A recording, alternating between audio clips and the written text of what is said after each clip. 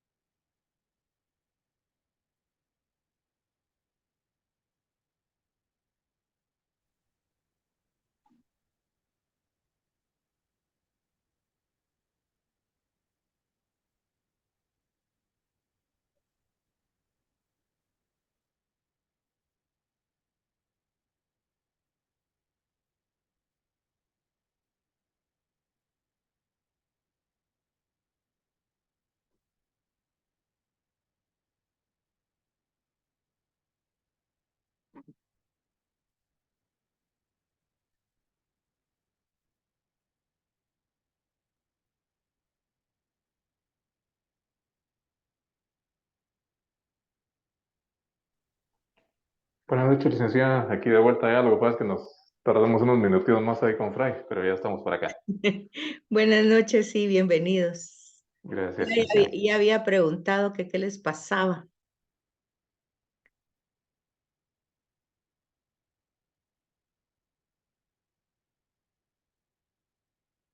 Bueno, hoy nos toca trabajar el profeta Joel. No sé si ustedes han visto el material que tienen, que les compartí de los 12 profetas. En ese material, pues tenemos algo importante. Si nosotros no comprendemos la cultura en la que se escribe pues en el caso de los profetas, cada profeta, si no comprendemos el tema de la cultura, los valores de esa cultura, en el caso de Oseas que vimos anteriormente, ¿cuál es el tema de Oseas que trabajamos la semana pasada? Pues el tema es el honor y la vergüenza, por decir así. Si ustedes se ponen atención y se fijan realmente en el mensaje de Oseas, que realmente el valor de la honorabilidad, o sea, de, de, de tener un honor no solo en la sociedad, en la cultura, en la religión, pues se van a dar cuenta ustedes de que el no cumplir con determinados valores, pues da vergüenza. Entonces, en Oseas, por ejemplo, se presenta una realidad muy difícil, humana. En el caso del profeta, pues que se casa con una prostituta y que esta mujer no acepta pues esos beneficios del amor que le provee el profeta, sino que al contrario pues lo deja.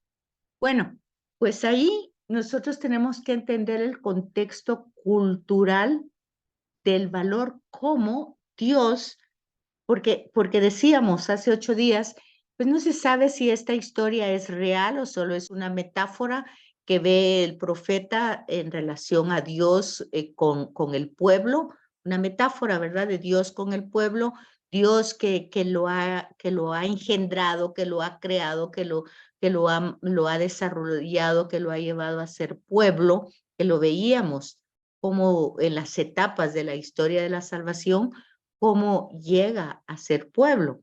Entonces, luego este pueblo, en lugar de la consecuencia lógica, alabarlo, adorarlo, glorificarlo, pues no, se aliena, habíamos dicho que esa es la palabra, se aleja por su propio deseo, ¿verdad? Como vemos en Jesús, la parábola del hijo pródigo, el hijo pródigo Pues pródigo quiere decir despilfarrador, despilfarra. El hijo es amado, tiene una herencia, tiene un hogar, no tiene una casa, tiene un hogar. Y la parábola dice, se va lejos, lejos del hogar, lejos del padre, lejos del amor, y ya vemos todo lo que le pasa. Pues eso es exactamente igual con nosotros, ¿verdad? Exactamente lo mismo y exactamente lo mismo con Israel. Entonces, todo ese deshonor, deshonra, vergüenza, el hecho que él mismo, el hijo despilfarrador, pues se da cuenta, ¿verdad? De la vergüenza y dice, no porque le duela haber dejado al padre, sino porque le da vergüenza la condición que está viviendo. Entonces dice, voy a regresar a la casa de mi padre. Aunque no lo merezca, voy a regresar. Y vemos pues la contrapuesta de que el padre lo está esperando con el mismo amor de siempre. Y que cuando se encuentran, pues lo dignifica. Lo que hemos dicho en la sesión anterior, pues la dignidad, el nombre, la identidad de hijo, pues se la da el padre, ¿verdad? El lugar se lo da el padre. Pues aquí el único que termina mal es el primer hijo, ¿verdad? Porque lo que el padre comparte es lo que le correspondía al hijo, ¿verdad? Puesto que ya había dividido la herencia en dos. Bueno, en fin, ese es el tema de la misericordia. Como Dios, pues no se fija, ahí está el ejemplo de la parábola y el ejemplo de Oseas. Es similar. Uno es una parábola y el otro es una historia que puede ser real o puede ser una metáfora, pero el hecho es de que lo que está hablando, si el protagonista es Dios, lo que tenemos que ver es cómo actúa Dios en los dos casos, ¿verdad? Y en todos los casos, siempre con misericordia. Y entonces, en Oseas, nosotros podemos entender a Jesús que no es simplemente un curandero, o sea, un taumaturgo que cura enfermedades. No solo es eso, es la misericordia de Dios que restablece la dignidad del hombre enfermo, del hombre poseído, del pobre excluido, del pobre marginado, del pobre que está realmente aislado de la sociedad, de la cultura, de la religión, del templo, y pues es una vergüenza, ¿verdad? Y le devuelve el honor que merece de ser hijo. Entonces, eso nosotros tenemos que darnos cuenta cómo estos profetas luego tienen las concordancias, es decir, cuando se elaboran los evangelios, se van a ir utilizando todas estas citas que van a ir dando ese hilo conductor, van llevando esa línea, ese mensaje, lo va llevando desde el profeta Oseas, que es el caso de la semana pasada que estudiamos, hasta Jesús, en el tema de Lucas, como les estoy diciendo, en el tema de Mateo, ¿verdad? O de Marcos, cuando vemos todo un día de Jesús, en Cafarnaúm, curando, ¿verdad? Leprosos, ciegos, paralíticos, y luego decir, tenemos que ir a otros lugares a seguir anunciando el reino de Dios. O sea, cómo el reino de Dios entonces, desde ya el profeta va anunciando cómo es ese rostro misericordioso de Dios, que lo que quiere es incluir, quitar esa vergüenza de la humanidad y que tenga otra vez la identidad de hijo en la sociedad, en la religión, en la cultura, en su tierra, ¿verdad? Entonces, cuando nosotros nos quedamos solo como un Jesús que hace milagros, milagrero ahí, curando, sanando, y que nuestra idea es eso, peticiones a pedirle que cure esto, que quite aquello, pues nosotros estamos mutilando realmente todo el mensaje, ¿verdad? porque este mensaje es toda una historia que se va desarrollando y que tiene que llegar hasta nosotros, pero va llegando de una manera por etapas para que nosotros la vayamos entendiendo como una forma pedagógica, ¿verdad? La historia de la salvación es esa.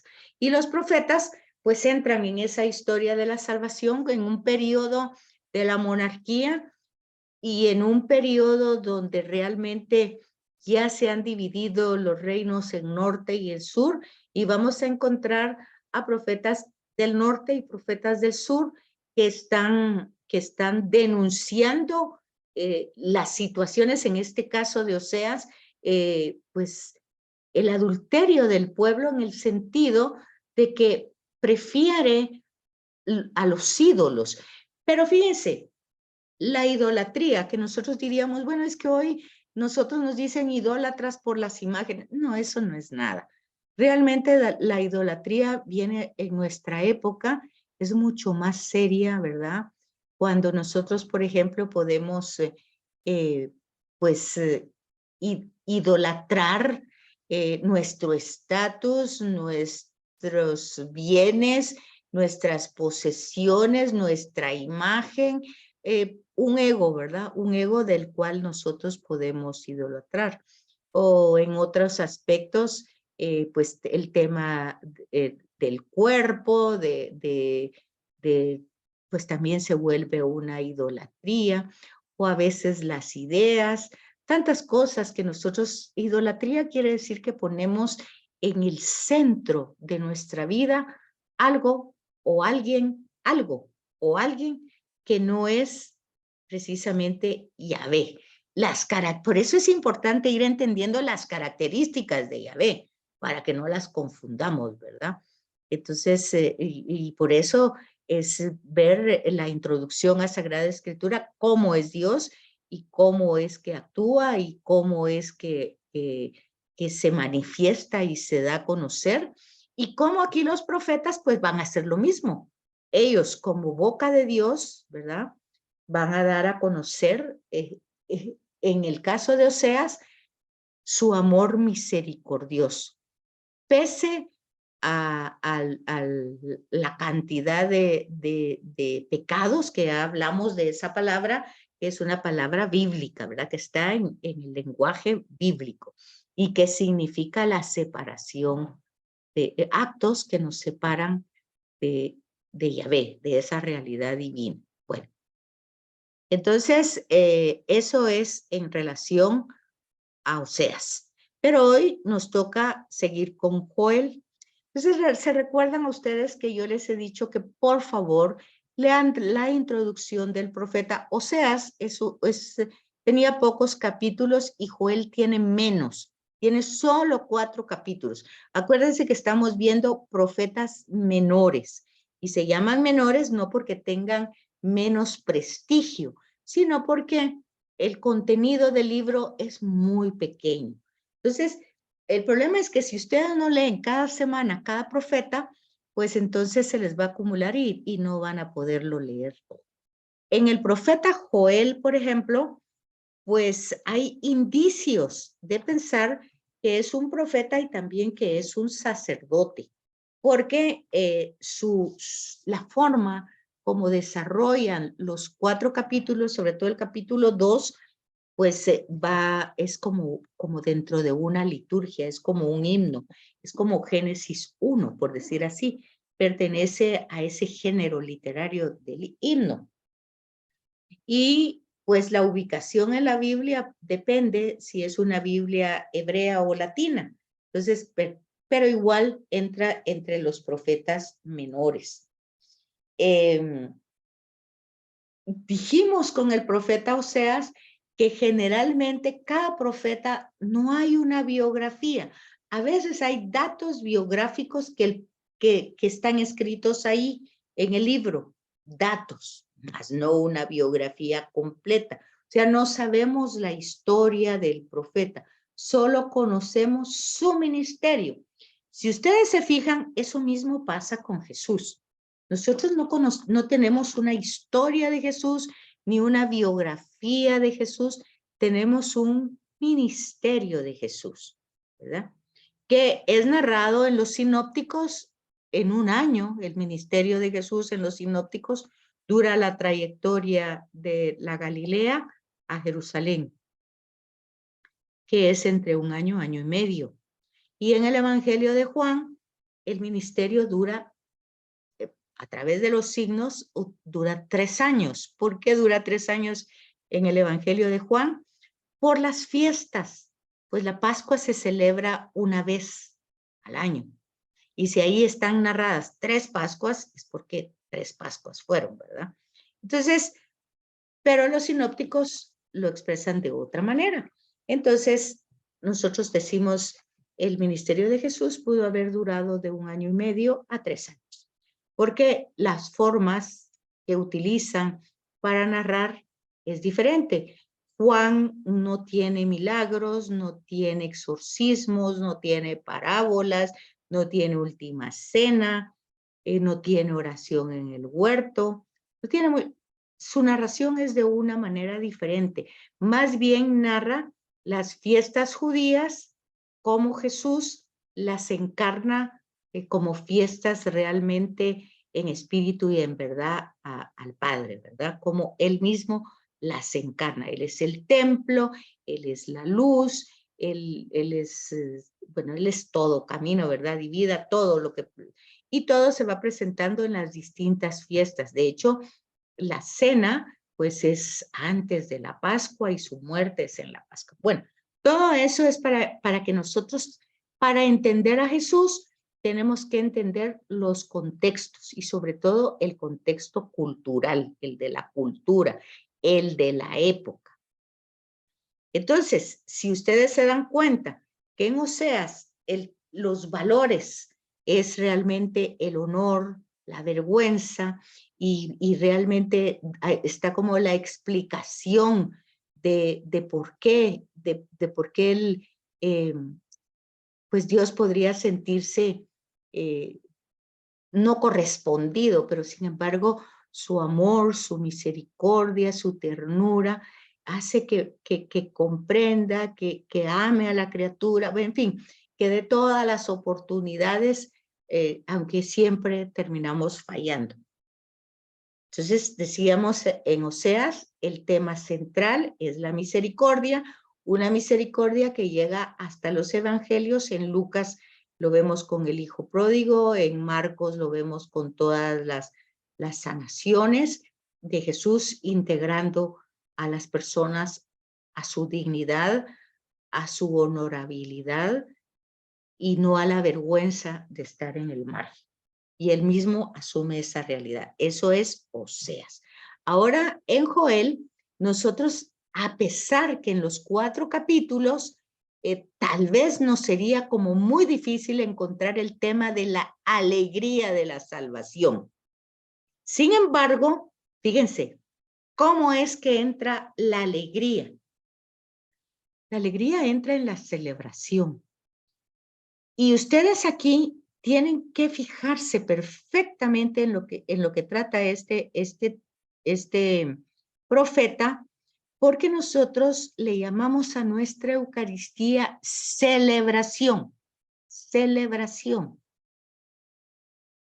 Pero si nosotros ponemos atención en la forma como nosotros nos acercamos al templo y cómo estamos dentro del templo y qué hacemos dentro del templo, ustedes, yo les haría una pregunta. ¿Realmente estamos ahí celebrando algo? ¿Sí o no? A ver, ¿qué dicen ustedes? No se tarden tanto en contestar porque ahorita tenemos menos tiempo. Celebramos el triduo pascual en cada misa, la muerte, la pasión, muerte, resurrección de nuestro Señor. Decimos que eso celebramos, pero ¿entendemos realmente qué es la celebración? Una celebración es alegría. ¿Hay alegría en una Eucaristía? Es un rito, ¿verdad? Sí, claro. Sí, hay alegría. Yo nunca miro a la gente. Alegría, pero no. Yo siento seriedad. Depende de cómo lo quiera ver. Se va al momento en que el padre hace la consagración, estamos viendo la pasión, Ujú. ¿verdad? Ahí hay tristeza. Y la muerte. Y cuando termina, se celebra la resurrección, porque Papá, párate un ratito. cuando, por ejemplo, en el momento que está haciendo la consagración, nos hincamos, ¿verdad? Ujú. De ahí nos ofrece, nos enseña el cuerpo y la sangre de Jesús. En ese momento, despuesito, al momento que termina él de decir, ay, es que se me fueron las palabras, pero igual decía el padre, cuando uno dice ya eso, se levanta porque ya está celebrando la resurrección de Jesús. Ay, recuérdeme las palabras que se dicen al final, cuando uno ya se para. Bueno, pero ya más o menos, ya más A o nosotros menos. tu muerte proclamamos tu resurrección. Sí. Cuando hablamos de proclamar es que nos paramos. Ajá. Y proclamamos tu resurrección. Entonces ahí se dan las tres, se celebran El triduo pascual, ok, sí, la pasión, muerte y resurrección. Bueno, sí, ¿a quién tengo? A María Cruz y a María Palmieri. Él es María. Ajá. Loti, ¿o quién es? Sí, yo estoy bien. Eras para decirle que yo pienso que la alegría tiene que ver con la actitud también. Y si Ajá. uno entra a una iglesia católica y mira a las personas, hay Ujú. seriedad, hay casi silencio. Quien lleva la palabra es el sacerdote. La verdad es que no pareciera que es una celebración. Ujú. ¿Verdad? Sabemos que en el corazón de cada uno puede sentir mucha alegría, pero digamos en comunidad, la comunidad no pareciera que estuviera celebrando, ¿verdad? Parece que estuviéramos haciendo un rito, ¿verdad? Nada más. Ajá. Un rito nada más. Fíjese qué interesante lo que usted está diciendo. Parece que estamos haciendo un rito, aunque se pongan cantos, aunque a veces en los carismáticos aplaudan y hasta parece que bailan, pero siempre da la impresión de ser un rito nada más, ¿verdad? Porque hay una serie de circunstancias que va entrando en esa misma relación. ¿Sí, sí, María? ¿O no? Bueno, pero el hecho es que algo así pasa con este profeta.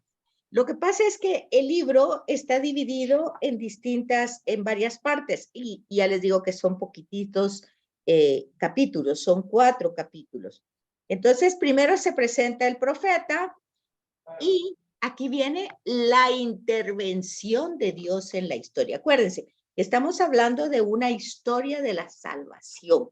Entonces, cuando nosotros vemos el anuncio, nosotros tendríamos que entender que eso significa que Dios está actuando en la historia, actuando en aquel momento y actuando hoy en la liturgia, porque la liturgia es eso, es la actualización de ese acontecimiento el día de hoy.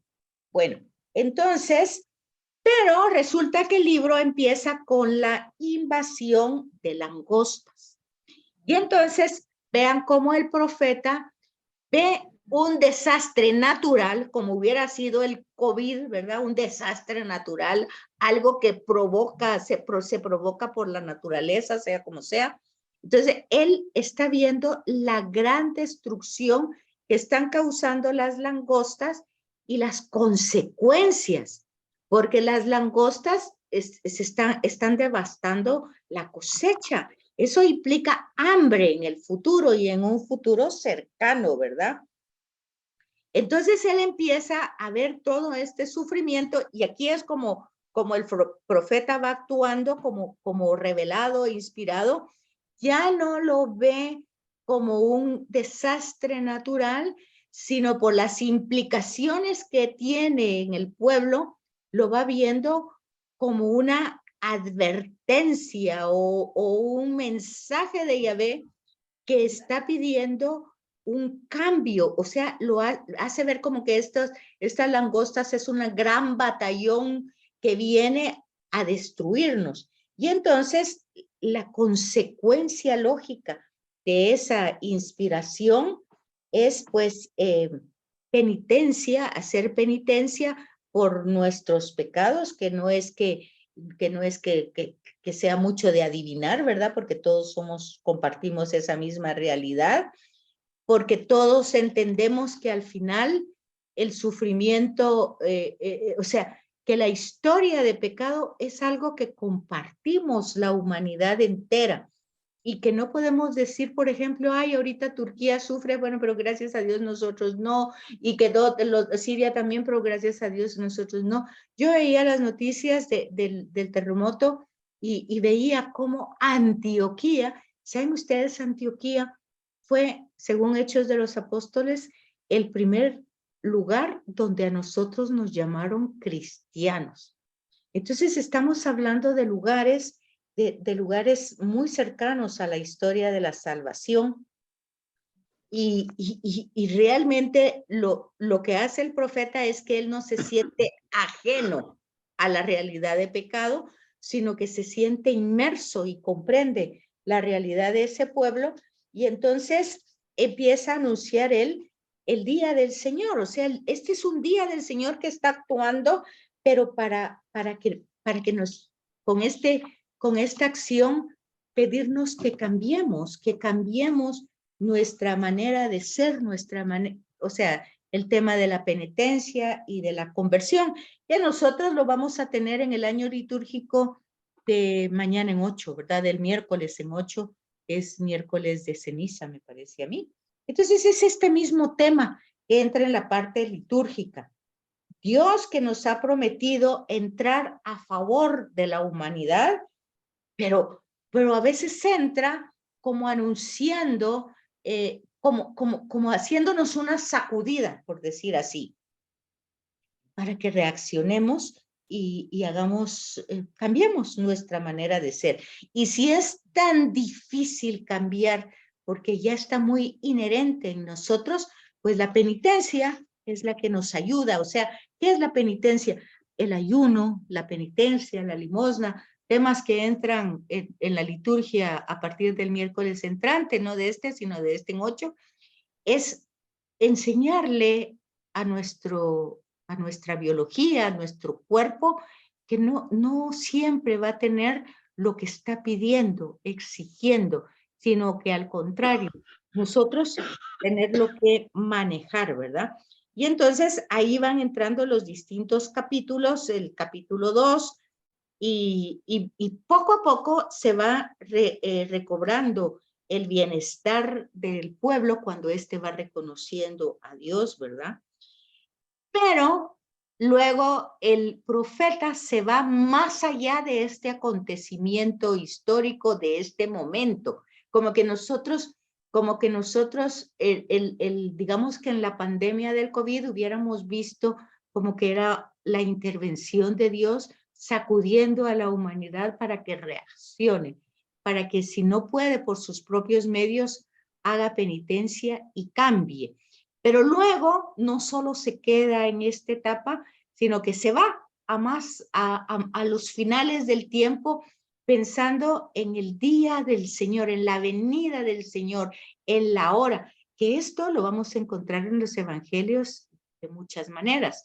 Por ejemplo, la hora para que el Señor, que es en el evangelio de Juan, para esto he venido, para esta hora he venido. Bueno, entonces el tema se va para finales, digamos, y eso se llama escatología, o sea, la intervención definitiva de Dios cuando ya, digamos, todo haya llegado a su culmen.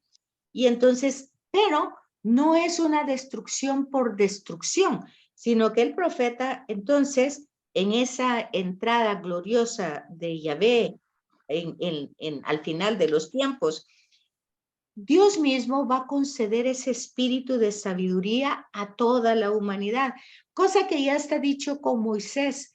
Moisés tenía el espíritu y hablaba directamente con Yahvé, pero en algún momento pide que el espíritu vaya para sus más cercanos y de pronto llega hasta otras personas que no están tan cerca de Moisés, que luego se van a quejar y dicen, mira, estos no estaban tan cerca de aquí, ¿y por qué están profetizando?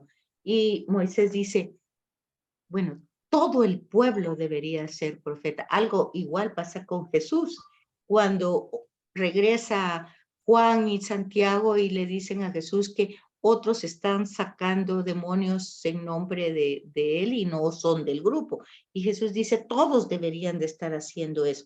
Bueno, pues eso en la visión que tiene Joel va a pasar, va a pasar. ¿Cuándo va a pasar? No se sabe, pero esa es la esperanza, la promesa que ha hecho Dios.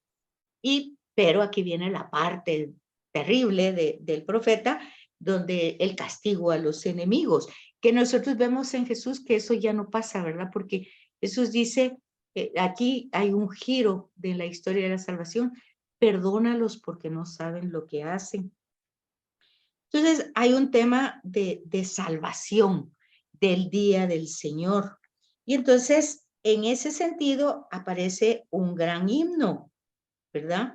Un gran himno que ustedes lo tienen, y eso era lo que les estaba preguntando hace un momento, si tienen, si han podido abrir el link que les mandé de los 12 profetas, porque ahí tienen al profeta Joel y el himno y el análisis de ese himno para descubrir de dónde surge la alegría litúrgica. Nosotros vamos a glorificar a Dios aún en momentos difíciles de la vida, porque Él es más que las circunstancias, está por encima de las circunstancias. Por eso se presenta en los evangelios, por ejemplo, cuando van en la barca y hay tormenta en el lago, pues Él está sobre esa tormenta, Él calma las tormentas.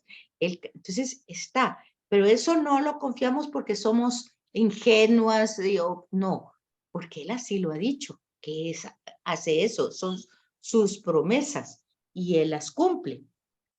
Entonces el libro de Joel se puede sintetizar con las siguientes palabras. El Dios de Israel es único y es Señor del mundo y de la historia. Manda sobre los elementos, en este caso las langostas, sobre el hambre que puede venir como consecuencia, y también puede trastornar todo tipo de leyes, ¿verdad? Ya sea las que sean, las naturales o todo lo que quieran ustedes. Y en los asuntos humanos, pues su misericordia es más grande que su juicio ante los hombres. Y aunque va a haber un juicio final, y ahí lo presenta Joel en Josafat, que actualmente se piensa que es por el monte Cedrón, pero realmente no es un lugar realmente, sino que es una manera de decir que va a haber un lugar. Pero aunque vaya a haber un juicio, va a sobresalir la compasión y la clemencia de Yahvé sobre toda la humanidad, porque es lento a la ira y rico en misericordia y no hace el mal. Entonces, la expresión del día del Señor que aparece ahí es lo que decía Carolina hace un rato. Nosotros anunciamos la muerte proclamamos su muerte, pero sobre todo lo que nosotros nos gloriamos es que está vivo en medio de nosotros y que actúa con poder y con gloria. Porque la parte humana del nazareno, del humilde, del sencillo, eso ya pasó. Ahora Él está en la gloria del Padre. Y con esa gloria reina. Por eso termina el año litúrgico con Cristo Rey, ¿verdad? Pasa con todo este proceso de la pasión y muerte, pero nunca se queda en la muerte, sino que llega a la resurrección. Entonces, esa certeza del viviente en medio de nosotros, aún cuando estemos en una forma virtual, Él ha dicho, donde 2 o 3 se reúnen en mi nombre, ahí estoy yo. Y nosotros estamos reunidos en ese nombre. no estamos reunidos por otra razón. Entonces su presencia es garantizada, ¿verdad? Y el deseo de ponerlo, de poner ese deseo de conocerlo en el corazón, también es un don de Él. Entonces todo esto se convierte en alabanza, en alegría, en gozo. Y a eso vamos a la celebración eucarística, a gozarnos de un amor fiel, leal, y que ha durado de generación en generación, no por nuestros méritos, sino por los méritos de Cristo. Entonces nosotros ahora nos podemos llamar hijos. Todo esto se encuentra en el libro de Joel. Y la actitud que se pide al hombre, al ser humano, es justamente ese cambio de corazón, de volver ese corazón de piedra en corazón vivo, humano, ¿verdad? Y la exhortación de Jeremías, circuncidaos el corazón, ¿verdad? Que nuestra pertenencia a Dios no sea de palabras, sino realmente que haya una huella en nuestra piel. Eso era la circuncisión en su momento primitivo con Abraham y todo eso, pertenecer, ¿verdad? Pero entonces ahora no se trata de circuncidarse un prepucio, sino realmente la vida misma, la realidad humana que nos haga pertenecer a ese ser, ¿verdad? Entonces, esa importancia de estar agradecidos. Por eso el prefacio dice, es justo y necesario, es nuestro deber y obligación darte gracias siempre y en todo lugar. Por eso, porque es el Señor de la historia, porque nos ha dado todo lo que tenemos y si lo reconocemos, pues nos vamos a dar cuenta que nunca nos quita nada. Aun cuando nos enfermemos, no nos quita la salud, es de Él, nos las ha prestado y si no la hemos sabido cuidar, pues se va. Y la vida es de Él, pues la tenemos en tiempo limitado. Y los hijos son de Él también. Entonces, todo es de Él. Y así lo dice San Ignacio, ¿verdad? Todo es tuyo, tú me lo diste, a ti lo devuelvo. Entonces, esto es Joel y por eso la alegría y el gozo de saber, sobre todo en la liturgia, porque se dice pues que posiblemente Joel, además de profeta, sacerdote, por la forma litúrgica, como desarrolla el himno que se analiza en el texto que yo les di de apoyo para este curso. Bueno, tenemos un minutito nada más, así es que a leer Joel, 4 capítulos, introducción, y hacer lo que se les pide ahí en la tarea para la otra semana y que descansen. Licenciada, solo les quería comentar que en lo que usted dijo de la misa, Así. les sugiero, porque yo he oído muchos videos, pero les sugiero oír el de Catalina Rivas, cómo describe la misa, que la Virgen misma se la describió, le dijo qué pasaba. Después de escucharla a ella, Catalina Rivas, van a ver la misa, la van a vivir, la van a disfrutar, gozar y sentir de otro modo. Tal vez nos pasa el link, tal vez lo pasa, si la tiene usted. Ahí lo busco, ahí lo tengo. Sí, yo lo tengo.